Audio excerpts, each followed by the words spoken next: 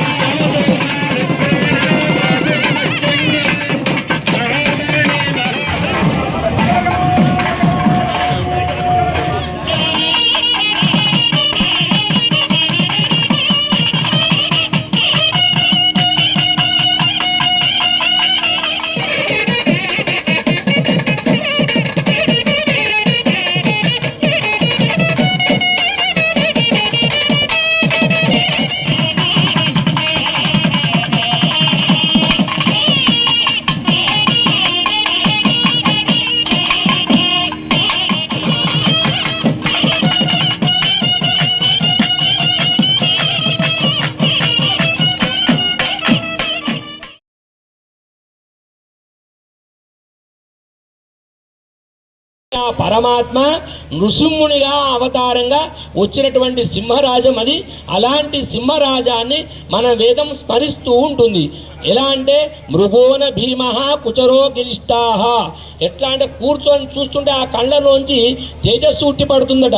ఆ యొక్క కింద ఉన్నటువంటి సింహవదనం ధ్యాయేత్, ప్రసన్నవదనంగా ఉంటూ మనందరికి కూడా దర్శనమిస్తూ ఉంటుంది.